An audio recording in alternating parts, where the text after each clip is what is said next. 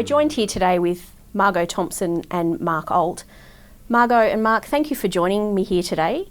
We're here to discuss how quality practices can provide 2020 vision in foresight for assisting you in both growing and protecting your practice into the future.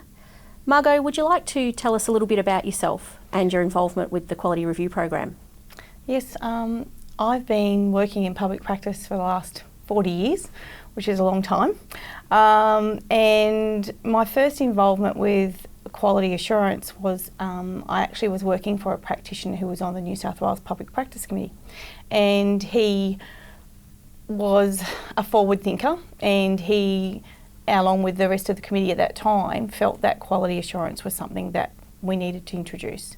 And I remember downloading material from America on it and what they did in the quality review program in America.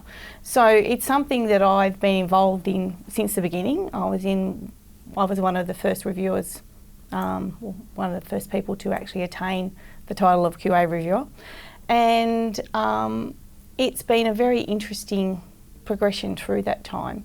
And, you know, my practice is maintained still at the same time as being a QA reviewer. And so in my practice we do tax, compilation. I am an SMSF auditor and a registered company auditor. And so, and currently about to become a financial planner. So that's just another thing that's going to happen to us as we move forward. But the brave new world of financial planning. Yes. Which will affect us, all of us accountants, in ways it will. That we are aware of, but some of us might not even be fully aware of the impact, the full impact it'll have on our practices going forward. So, thank you, Margot. Over to you, Mark. Would you like to tell us a little bit about yourself and your practice and where you've come from? I've been in practice for over 25 years, and I've seen, I suppose, practices evolve from a paper-based arrangement where there was separate input to now what I'm running for my practice, a full paperless office with 3 to 4 screens per desk, and it really has changed and evolved over a period of time, and certainly will continue to do so. Practice specialises in biz services, mainly for small business, micro businesses, individuals, a lot of tax. And over that 25 odd years, I've always had a role in financial services to some extent, either direct or indirect. And so the opportunity post 30 June also in regard to financial services is certainly a huge change, I think, not only for my practice, but practices in general as to which way they wish to go. Fantastic. You've both been with the Quality Review Program for some time. Margot, since its inception in 1994, which is 22 years ago now. And Mark, you've recently joined the Quality Review Program. When did you start? I started, I'd say now, about 5 years ago, after going through quite a rigorous training program. And that was not only a challenge, but also very enjoyable, and perhaps provided insight as to some of the cornerstones of a practice that perhaps aren't as commonplace as perhaps everybody should consider. Fantastic.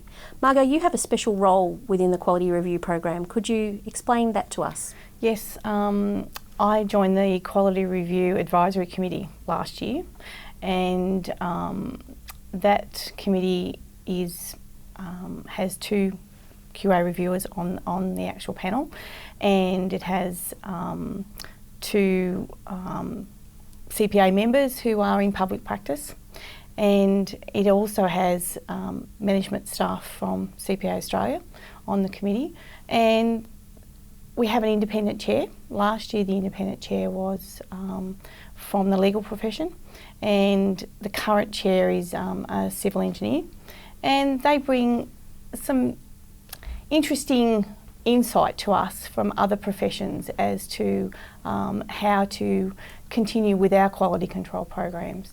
And we, on that committee, we do an oversight of the program, and with collaboration with everybody, we look at how we can improve the program and how the policies and procedures that that program will have going forward. Yeah. So the core function of the Quality Review Advisory Committee is to provide advice to management. Is that correct? Yes, and also to bring with it a perspective of what the public practitioner is currently faced with, the environment that they're practicing in, and how we can then tailor the program to meet the needs of the regulatory position as well as the member in public practice. As well as the members and the way what we're finding when we actually go out to do the reviews, and also by having other public practitioners on the committee, they bring the views from their practice and what they would like to see, and how the quality control or the quality review process assists them in their practice. Yeah. It's great to see a governance structure at that particular level, considering that the quality review program affects every member who holds a public practice certificate. Every member has to be reviewed. So it must be comforting, if you put your member hat on, it must be comforting to know that there's governance at that particular level, that it's not just something that's potentially run by an organisation. It does have the input of members. So you're really governed for members by members. Yeah, and that's the whole idea of it, yes.